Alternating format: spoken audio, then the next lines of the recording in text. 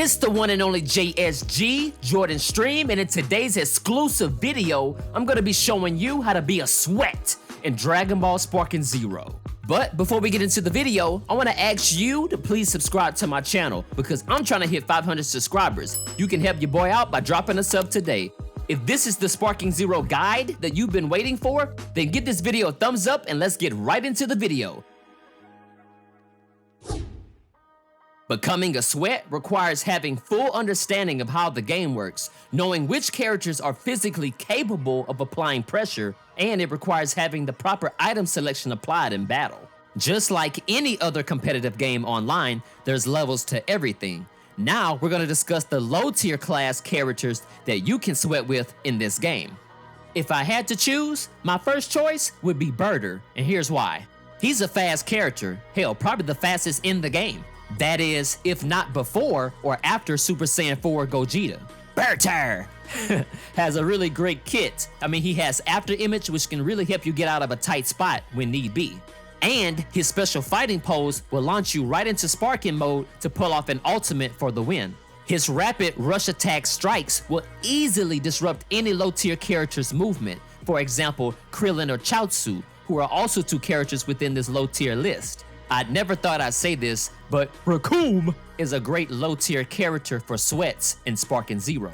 The reason why Recoome made the low tier character list is not only because of his attack stat or his Recoome fighting bomber, it's because of false courage. Any low tier character with false courage will give you an advantage because it pretty much just bypasses melee damage like the item power body, but without the decrease in defense. Now we're gonna talk about the next character, Tien.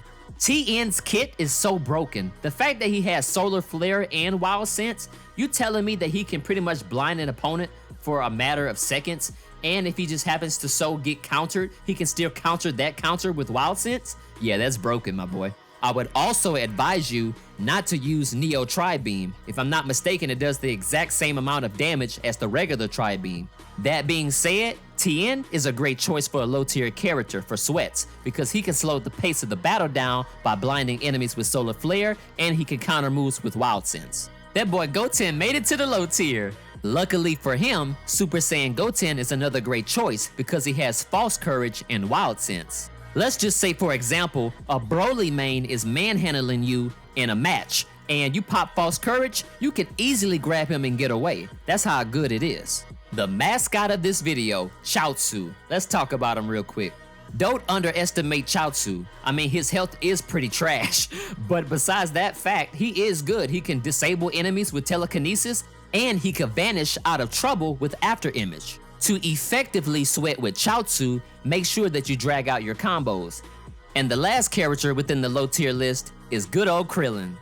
Krillin is kinda cheesy because of after image strike, but at the same time, I've beaten a Vegeta player in player matches with Krillin.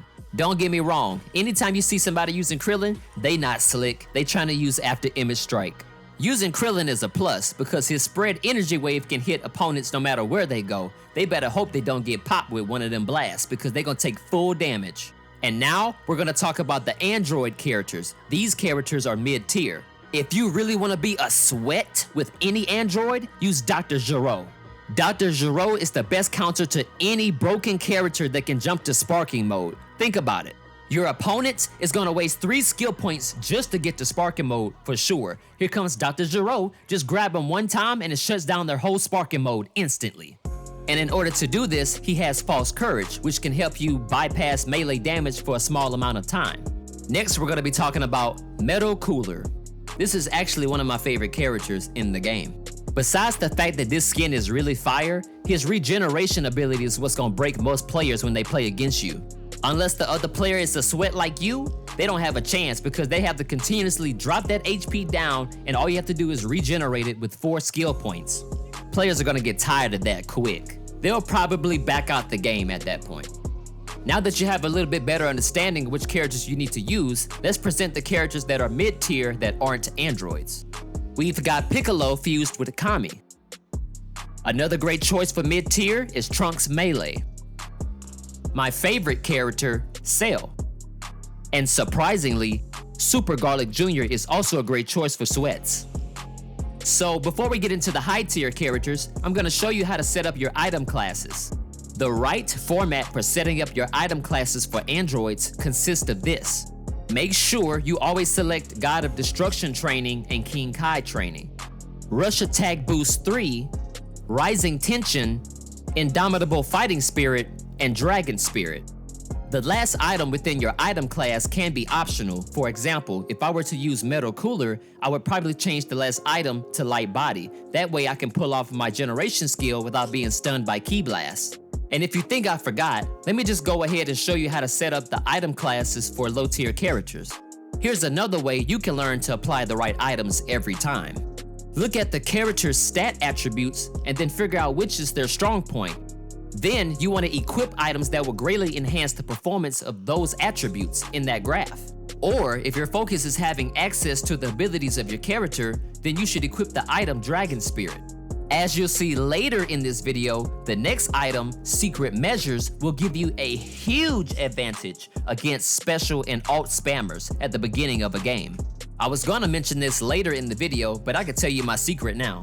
Equipping Secret Measures and Rising Fighting Spirit to Ginyu will enable you to shut down terrible players who rely on gimmicky character abilities like After Image Strike.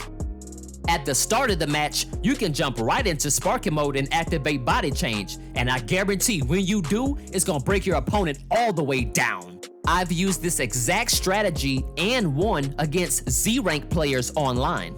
Z-Rank means absolutely nothing because majority of the gamers in Z-Rank only got there because they cheesed their way to the top as soon as the game came out.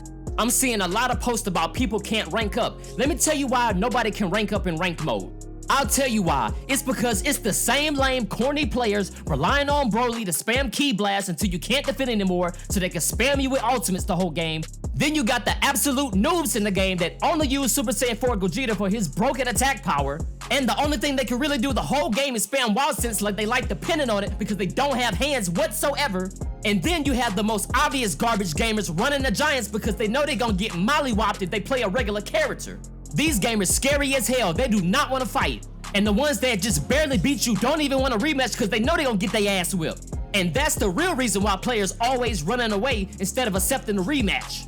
The only way that you can have fun in this game is by playing with friends online or going to the player matches. That's the only way. Hey, hear your boy out. And you know I'm not lying when I say this. Nobody is gonna be able to rank up until they take Gogeta Super Saiyan 4, Super Vegito, MUI Goku, all the Giants, and vault all of them. I'm really going in now. It's hella funny how people be so full of themselves and got a big old ego thinking, oh, I'm just gonna use Mastered Ultra Instinct Goku to get to the top. I'm so good. I'm so good with the most broken character in the game.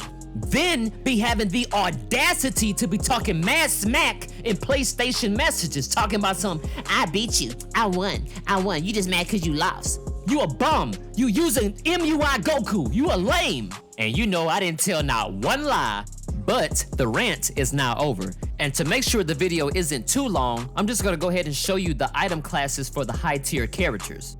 Becoming a sweat requires a lot of things. Number 1, choosing the right characters that are overall dominant in battle and possess a great kit of abilities. Number 2, not only selecting items that will replenish your key and skill gauges, but also strategically picking items that will strengthen your character's stat attributes. And for the final part of this guide, I'm gonna show you the actual gameplay of how you need to play online to be a true sweat in Sparking Zero. If you like everything that I've shown you thus far, go ahead and give this video a thumbs up and subscribe to my channel. I really appreciate you. So I'm just gonna lay the whole foundation down while this clip is playing. Number 1, you won't be at a disadvantage. You already have Rising Fighting Spirit equipped, therefore you don't have to power up. You can just get right into the battle. As a true sweat, and like I've shown you in my other videos, you've gotta drag out that combo. The strategy is to completely exhaust the fighting wheel of the gamer that you're battling against. When you notice moments in the game when the other gamer is getting weary, you need to take advantage of them. It's pretty much a mind game, but at the same time, you're really whipping their ass. This still requires you to know the game mechanics and how to properly counter moves effectively. And as a real sweat, I stay on the opponent the entire game. I do not let up. You cannot let them breathe. You've got to have this type of game approach and mentality because there will always be players online with a big ego thinking if they choose the most broken characters that they're automatically better than you. Another tip is to not withdraw and fall back into the casual gamer mentality. Don't get me wrong, I'm not trying to pump up anybody's head to be a toxic player. This is only for aggressive players only. You're gonna cross paths with people that's really nice with it that's gonna beat you down like a dog. What you gotta do is lock in and show them what's really up. I mean, we're human, we gonna feel some type of way. We gonna be thinking, man, this dude think he better than me, bro. I'ma let you know right out the gate, it's gonna be a lot of Vegeta and Gogeta button mashers. Here's what you need to remember. The more damage you receive, the faster your skill gauge fills up. And I don't even need to tell you because you know exactly what that means. The other gamer's ego is going to get in the way. This is when you obliterate them to oblivion. By the time that they see that lose screen, they're gonna second guess thinking that they're better than you and they're not gonna want a rematch. This, my friend, is how you become a sweat in Dragon Ball Sparking Zero. And I just want to express how grateful I am for y'all taking the time out of y'all day to come watch my content. If you would like to get one-on-one coaching or training sessions to become a sweat in Dragon Ball Sparking Zero, go to fiverr.com/GeorgeStream and I can teach you how to become a true sweat in the game.